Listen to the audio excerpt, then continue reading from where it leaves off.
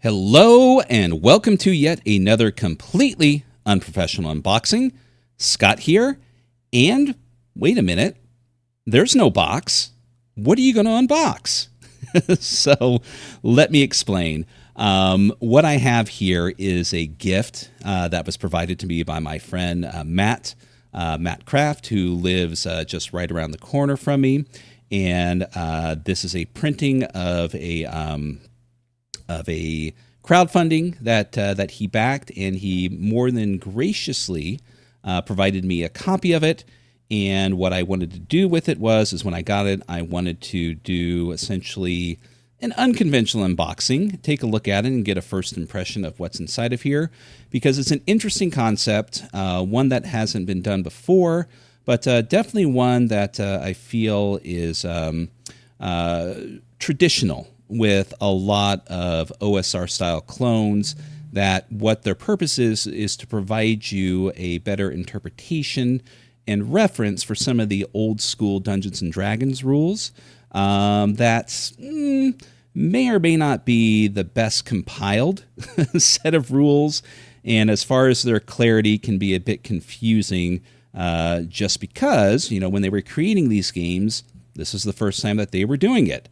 So a lot of these things may be intuitive to them, but really didn't translate well for a lot of people. So what do we have here? This game is called Wight-Box, an original medieval fantasy adventure campaigns.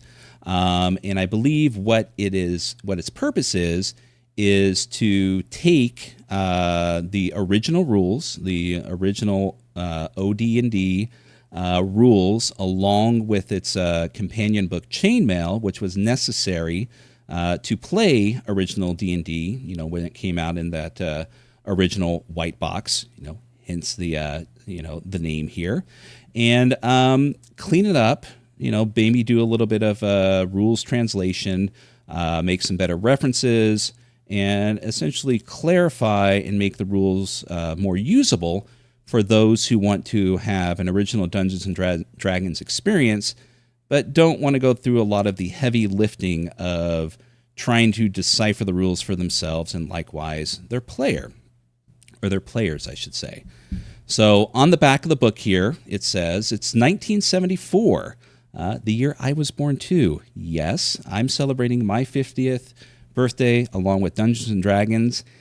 In the way things are going this year, I could say that I probably have had a better birthday than D&D has so far. But that's for another video.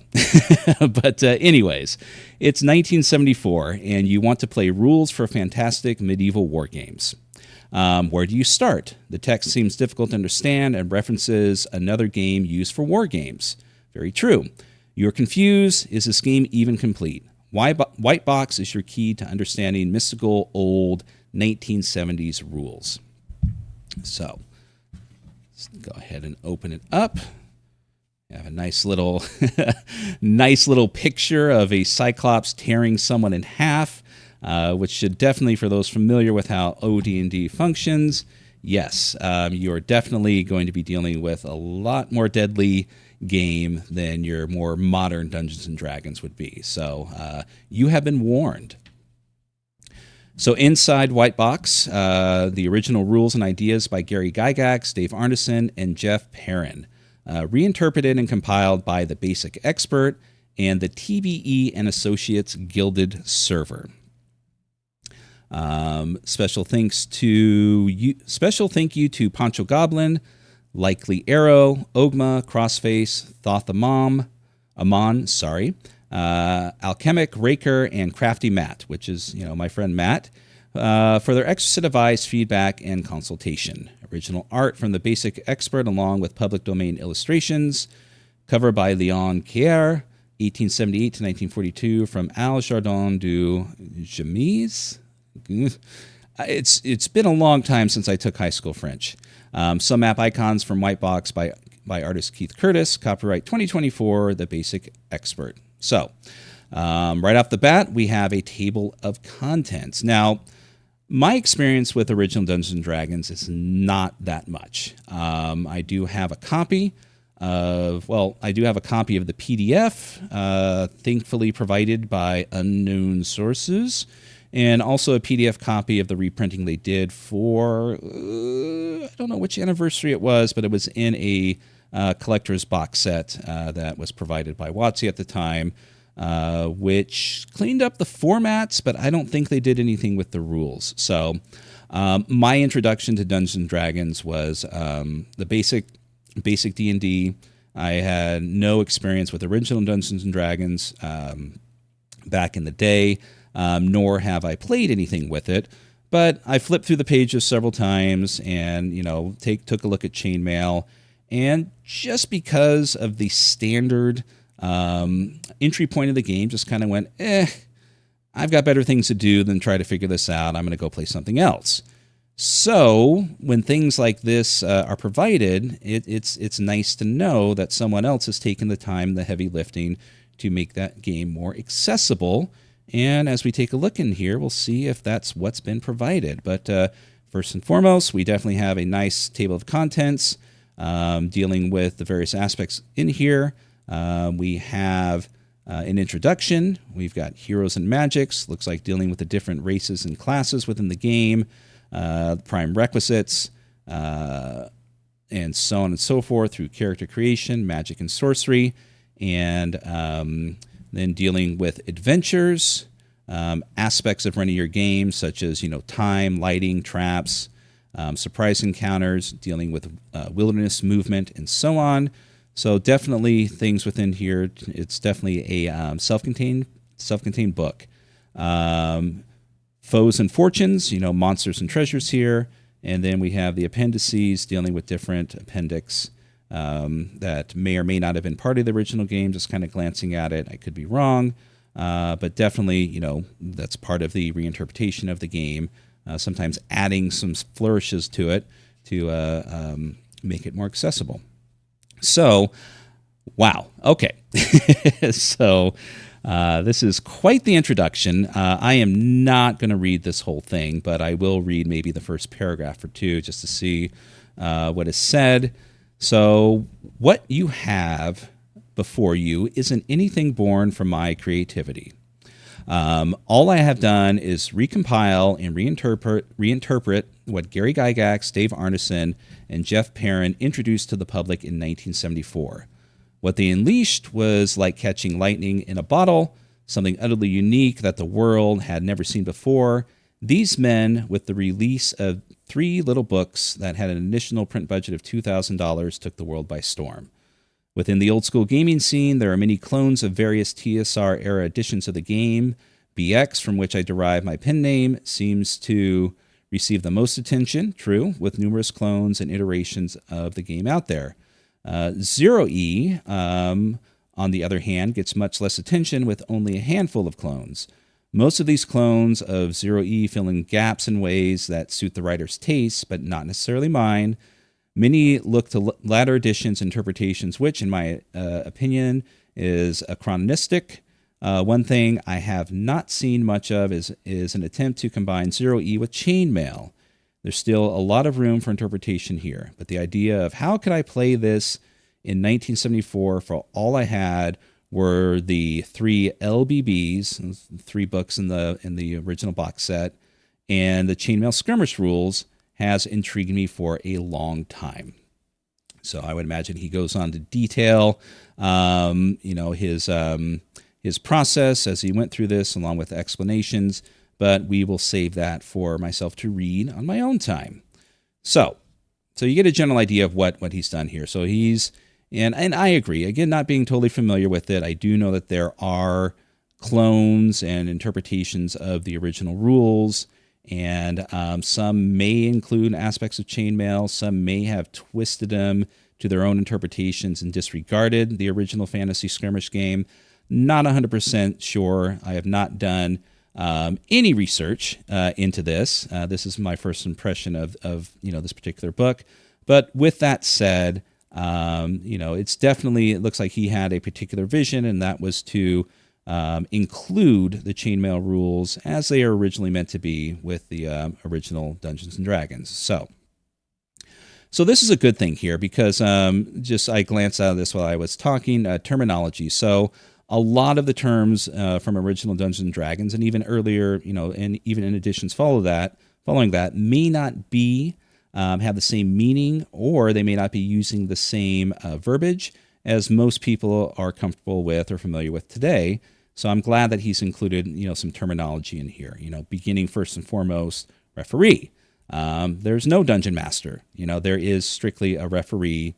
Who is the one that who is conducting the game and providing the world for the players to play within.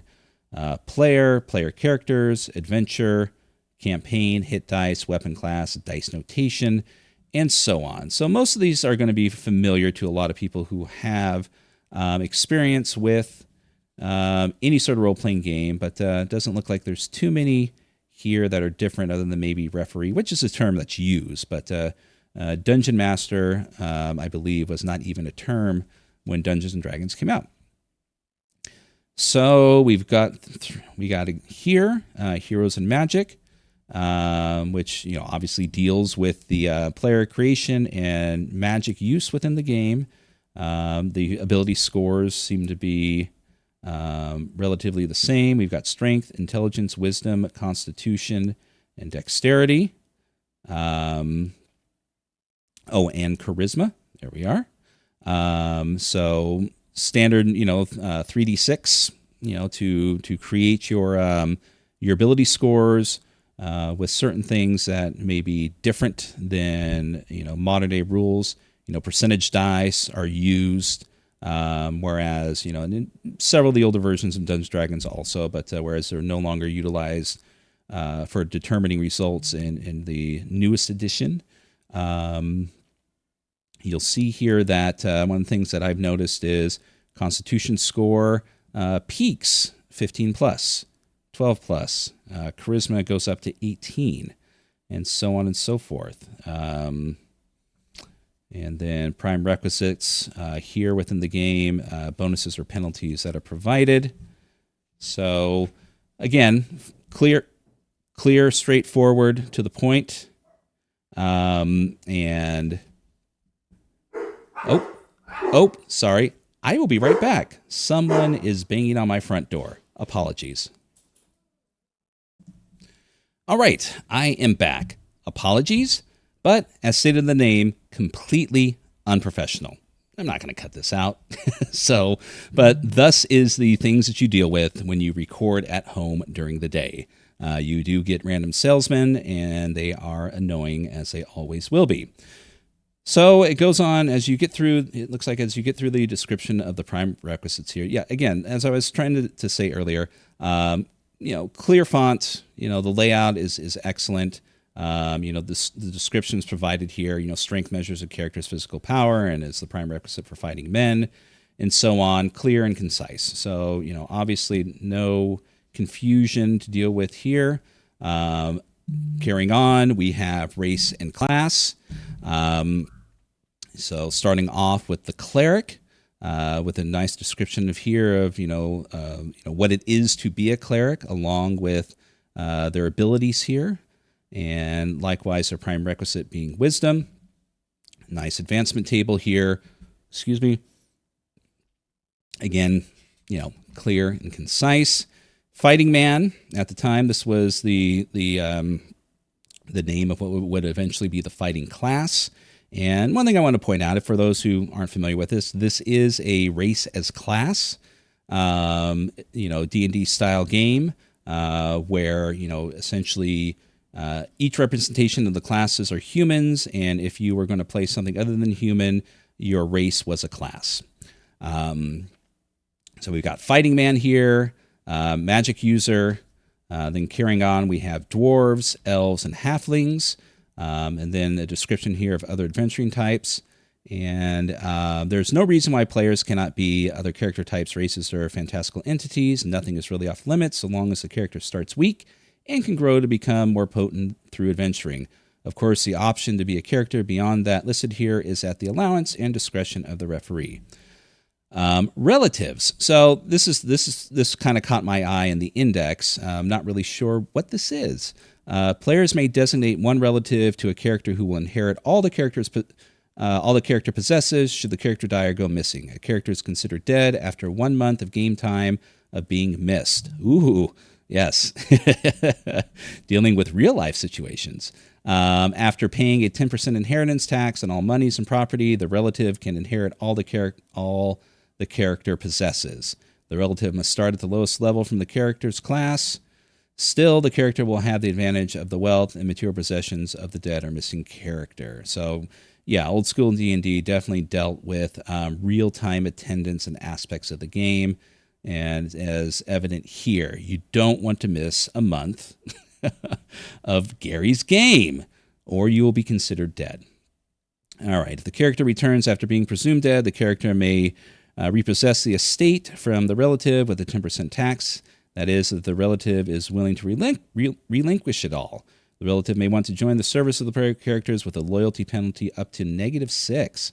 Such an NPC character could plot to regain control of the estate. Characters without any relatives designated will lose all possessions.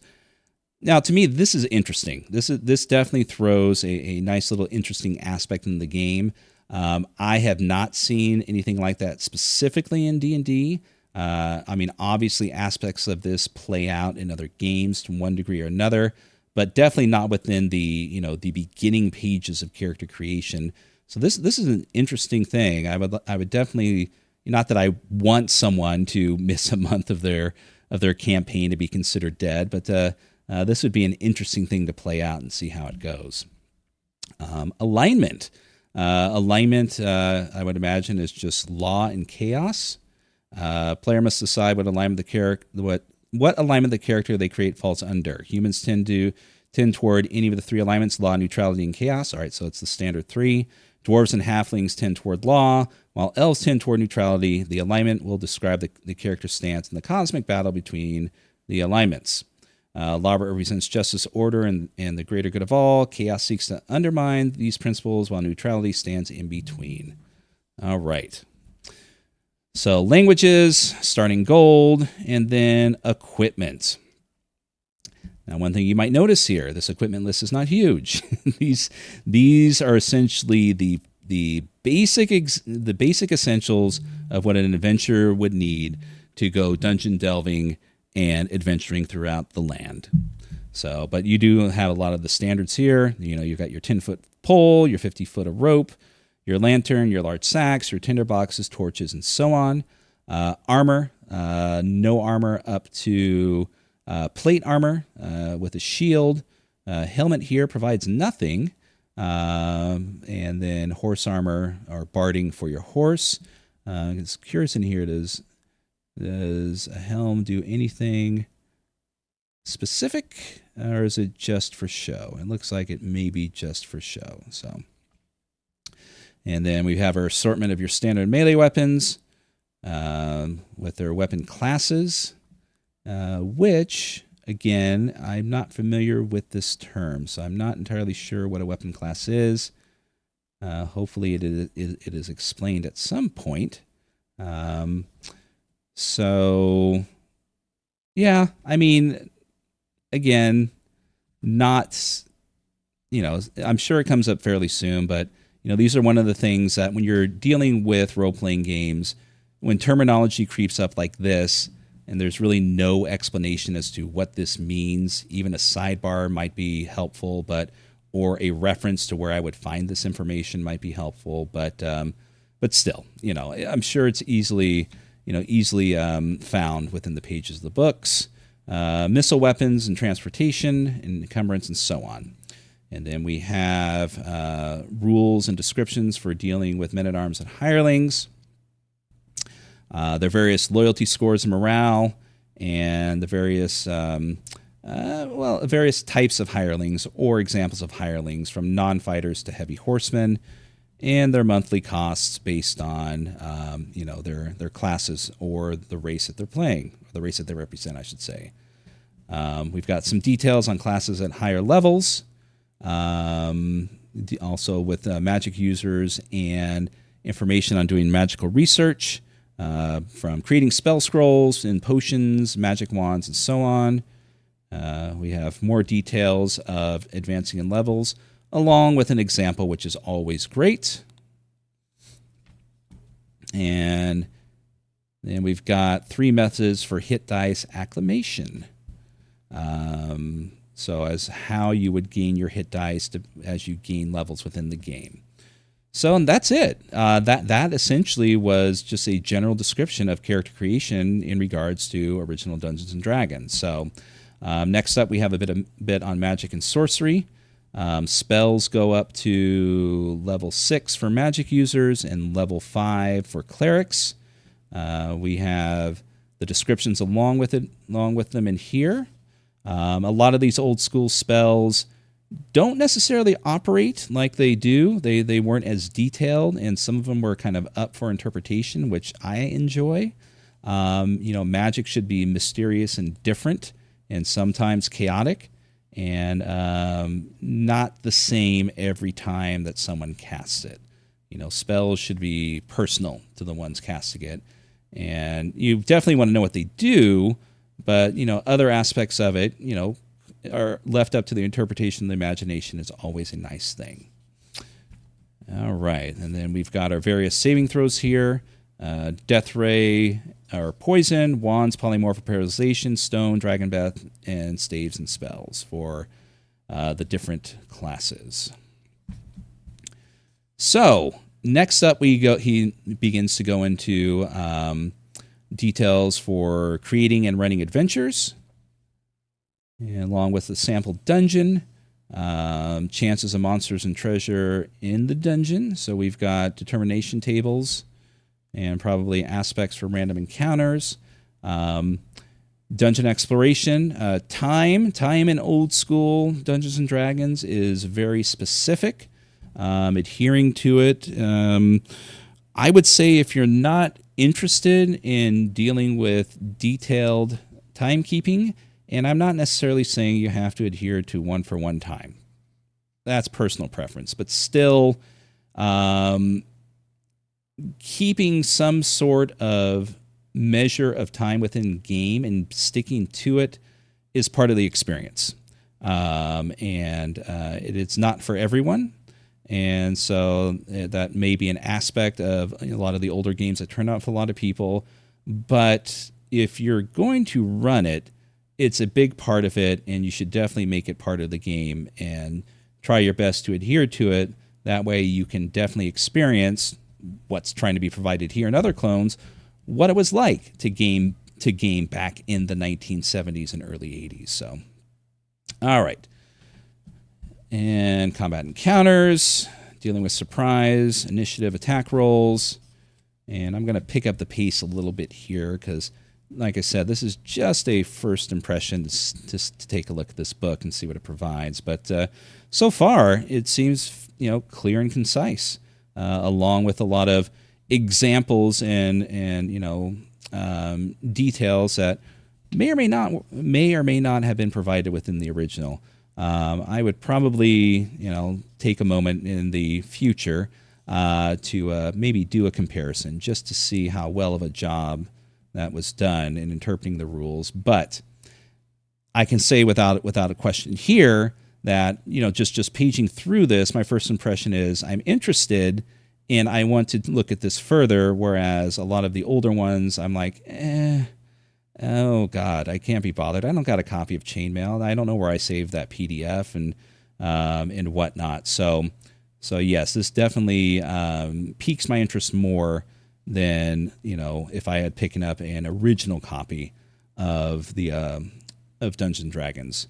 And not saying I wouldn't give it a try, but if I had owned it, it'd be different. It's a lot easier to close a PDF than to have a rare copy of the Wight-Box and not, put it to use, as opposed to, a copy that you found in the dark corners of the interweb. Dealing with aspects of wilderness adventure, details of the map here, and getting lost in random encounters, which is great. Hex crawls and keeping your player characters keeping themselves on the trail and dealing with them if they get lost. A note on other worlds, touching upon, I would imagine, aspects of dimensions and other existences and planes of existence. Briefly touching on battles in the air, diving, climbing, missile fire in the air, which is interesting. Bombing, wow, okay. Melee combat in the air, touching on aspects of naval combat. Again, not something I am familiar with. That was part of original Dungeons and Dragons, but definitely something that I just briefly touching off the top of my head, I believe is part of older versions that came after it. Definitely in other companion books and whatnot, but definitely not part of the core. Castles, encountering castles and dealing with resonance of their castle construction. Jousting, yes, definitely medieval campaigns and warfare. Jousting would definitely be a part of it. And details, interesting. See, again, this may not be everyone's taste. This may be just something that could be a bit more detailed than people would be used to. But again, the way that it's presented piques my interest, and I would definitely want to read about it further. Some wonderful art here. Foes and fortune, monster stat block terms, along with its definition. And we get on the core monsters, starting with basilisks and continuing on through. Oh, we've got a nice term here. Is it zombie? Yeah, zombies. All right. And again, not a lot of details. You just got your basic stats along with the type of treasure they might have on them and some descriptions along with maybe some special attacks or abilities. Small insects, dealing with small insects and likewise swarms. Level drain. the dreaded level drain of old school D&D. What does it say here? I'm just curious if it was always like what it was. All right. Some creatures like wights and vampires can drain levels. Yes, full levels. When a level is drained, it attacks. Its attacks, spells, and hit dice bonuses are lost. The loss is permanent unless there's a rare and expensive help from a cleric or other kind of an individual at the referee's discretion. Such curses should be rare and difficult. I agree. There's nothing more devastating than having a level drained or more. Then we go on with treasure descriptions, treasure types, descriptions of various magical items. And this would definitely, regardless if I was ever going to play the game, I'm always interested in what types of magic items and, these were the beginnings of a lot of the famous magic items that exist to this day. And were they the same as they once were, or were they changed, modified, morphed, or became something else over time? I would imagine they definitely would have been. Potions, rings, and so on, magic armor. And then here we are in the appendices. So just read briefly on this. The following are bonus items that were never found in the original books. Yeah, I would imagine they weren't. But will be of value to referees and players. Many of these, like the dungeon and hex generators, aim to allow for more accessible low or zero prep games or gaming. This is the kind of gaming that is assumed in the original rules. There are also more pull weapons, the thief class for those that must have it, and a few other valuable items. So beginning with, we have a nice and neat dungeon generator. And what else do we have? Along with not just your average dungeons, but caves, we have hex generation. Again, a useful tool, not just for this particular game, can be used for other games and whatnot. Or interesting. Oh, an oracle. Huh. The following tools are useful for solo gaming or low to zero prep gaming. As a referee, if someone is uncertain, these tables and oracles can be consulted to generate NPCs, rumors, or facts about the game. These are used to answer questions like, and it continues on. Interesting. All right. I mean, I'm well aware of solo games. I'm well aware of oracles, but, So what is provided here is if you wanted to at least familiarize yourself with this particular book and how it handles old school D&D, you don't have to necessarily do it with a group. I recommend it. I myself prefer playing with people. I'm not against solo games, and I've done a couple. They're not really for me, but other people love these, and it's also a great tool to familiarize yourself with the game, especially if you're going to run it, before you just go in cold with a bunch of people who also aren't familiar with the game. This is a nice ad. This is very nice. And carrying on, we have The Thief. Yes, The Thief was not part of original D&D. It came later. But yes, some people would lament the loss of their beloved Thief. So another plus for adding that in there. That's definitely thoughtful. And then pole arms galore. Yes.